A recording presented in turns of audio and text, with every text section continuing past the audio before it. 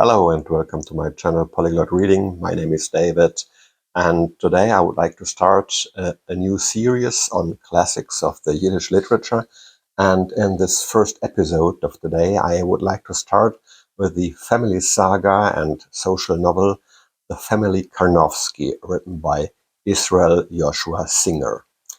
If you already know a little bit about Yiddish literature, you might be surprised and say, Singer? I have heard that before, but isn't his first name Isaac Bashevis? And this brings us right away to a core problem that we have with the literary legacy of Israel Joshua Singer. It's the great shadow of his younger brother Isaac Bashevis, who not only had the privilege of a longer lifespan, but also of greater literary fame, culminating in 1978 when he was awarded the Nobel Prize for Literature, the first and only time this prize was ever awarded to a Yiddish writer. Today, however, we are focusing on his older brother, on Israel Joshua Singer, who is much less well known, probably also due to the fact that he died very early in 1944 at the age of just 50 years.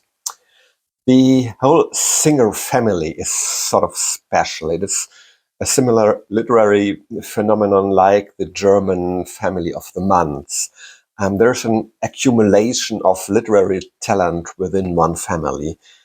In addition to Israel Joshua Singer and Isaac Bashevis Singer, there also was an older sister, Esther Singer, later married Kreitmann, and who was also a very prolific writer and who explicitly described the life within the Yiddish culture from a female perspective. And she was therefore an exceptional figure at that time, which did not make her practical life any easier.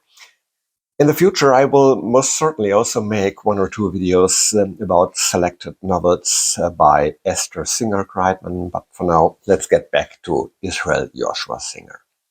He was born in 1893 in a little town named Bilgoraj.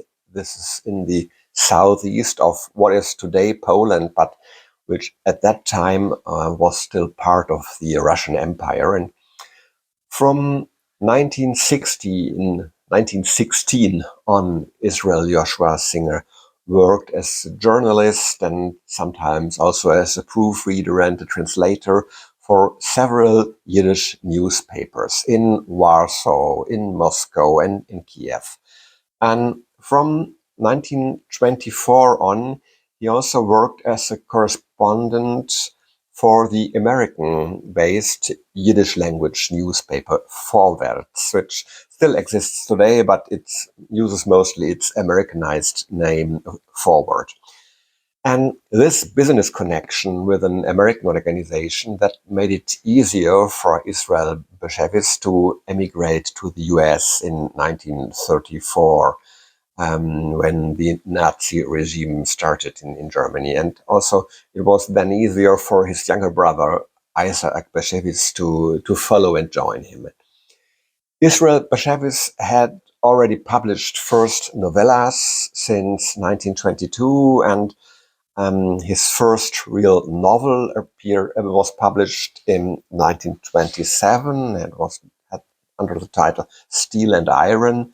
And it was followed by a number of quite successful novels like Yoshe Kalb and like the brothers Ashkenazi. And his last completed novel, The Carnovsky Family, was published in 1943, just very shortly before he died suddenly and unexpectedly of a heart attack at home in his apartment in 1944 at the age of just 50 years. So, what is this novel, The Family Carnovsky, all about, and what makes it still interesting and worth reading today? The novel describes the life of three generations of the Carnovsky family from the end of the 19th century to the time of the Third Reich. And unlike many other novels by Yiddish authors of that time.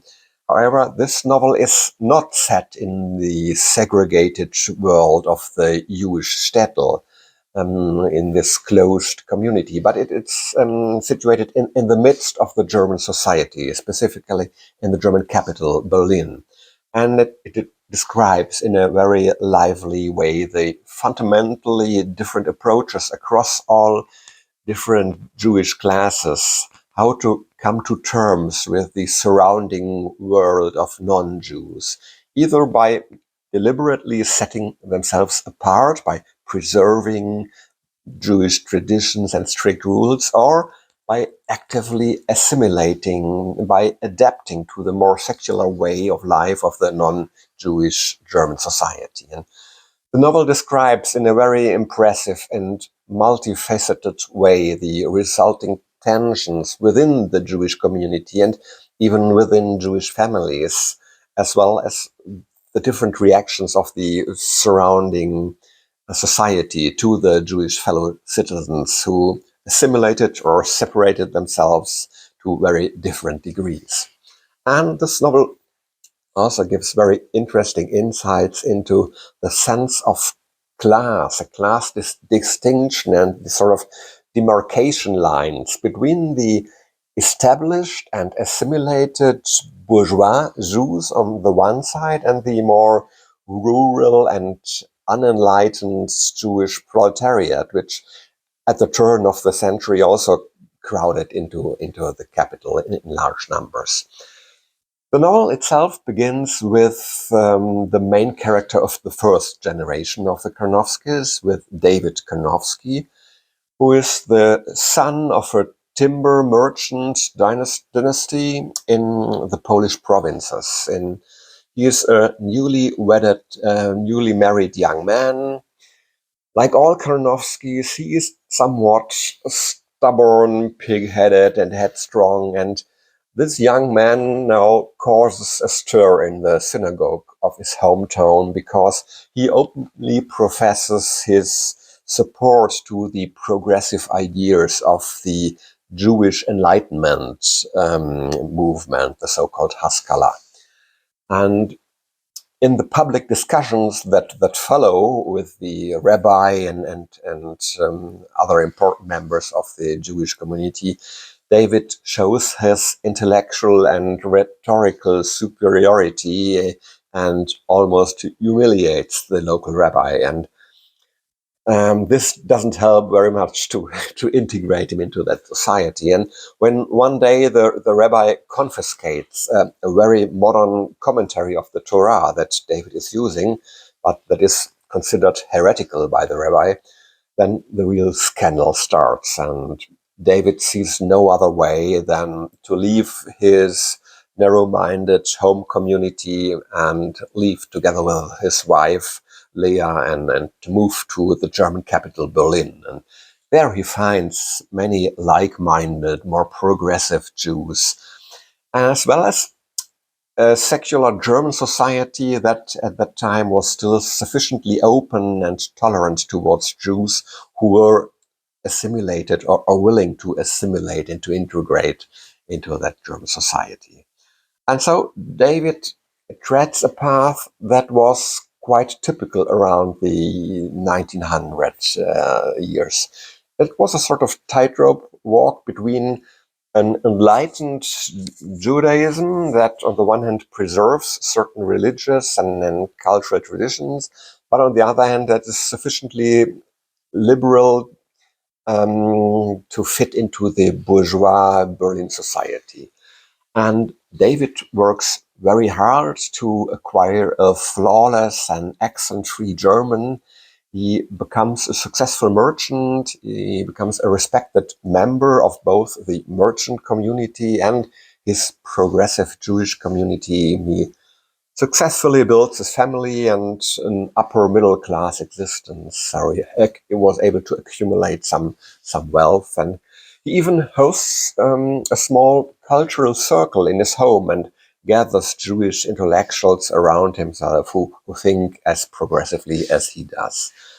There are two life mottos central to him, and both of which are mentioned several times in the novel, and both of them are closely linked to each other. One is the motto, the good old golden middle course, or Latin, the aurea via media. So that means exaggerating neither tradition nor assimilation. And the second motto makes it clear how this can be put into practice. The second motto is a Jew at home, a German on the street. And demonstratively, the firstborn son of David and his wife Leah is also then called Georg Moses. So this is a combination of a German and a Jewish first name. So David Karnovsky thus stands for an ideological and cultural balancing act that was quite common among educated Jews or educated Jewish classes at the beginning of the 20th century. A strategy that has its pitfalls, but it works very well for David Karnovsky over several decades. There is a small element of tension due to the fact that his wife Leah cannot accommodate really very well with this new liberal and assimilated Germanized way of life. She longs for the more traditional way of life of the Polish shtetl. She is missing the contact with Yiddish-speaking lower class Eastern European Jews, and she actively seeks those districts of Berlin where she can find this sort of company, families where she can feel at home, where she can experience some of the homely atmosphere that she misses so much. And in this environment, the author, Singer, creates a couple of unforgettable figures as well. And the most prominent one is a very lively and enterprising, but very warm-hearted department store owner, Solomon Burak, who, together with his wife, demonstratively lives a life of non-assimilated Jewishness, where Yiddish is spoken at home, where the traditions are respected. And for David's wife, Leah, these are important strongholds, important friends, a piece of home that she likes to visit. But for David Karnovsky, this is a sort of a red rag. For him, it's a constant reminder of the backward, narrow-minded Jewish community at home, unassimilated, and on his view, unenlightened, uncultured Jews whom he likes to look down on. And this becomes very evident when Solomon Burak's daughter Ruth is hopelessly in love with David Karnovsky's son Georg Moses, and when Solomon Burak even hints at a possible marriage between the two, and so linking the two families, this is absolutely unthinkable for David Karnovsky, and he shows Solomon Burak the door in a downright humiliating and degrading manner. Things become somewhat more complicated in the next generation of Karnovskys when the son, Gregor Moses Karnovsky, takes the assimilation step into the German society a step further. On the one hand, he refuses to follow his father's steps as a merchant and a trader. He is going to study medicine, but he also turns away completely from the Jewish faith and becomes an atheist. And so in the second part of the novel, we follow more closely the life and the development of Georg Karnovsky, and through his eyes, we also experience the social developments and political upheavals in the 1910s and 1920s, and we become acquainted with some more unforgettable characters in the novel, like Gregor's medical mentor, Dr. Landau, a sort of quirky but selfless Jewish doctor who works very hard to provide medical care, often for free, for the poor and the destitute in Berlin's poorest city parts. And his daughter Elsa, Georg's first great but unfulfilled love. Elsa is an extremely ambitious medical student, but then she throws herself completely into political work and even becomes a member of the Reichstag, that was the German parliament at the time. When in 1914 the First World War starts, Georg serves in the military medical service, and after his return, he realizes that Elsa has made the political work her absolute priority, and she does not want to get married. She is not interested in any family, in creating a family. She wants to focus on her political career. And so Georg sort of resigned, throws himself into work. He works his way up to become the head of one of Berlin's most renowned birth clinics.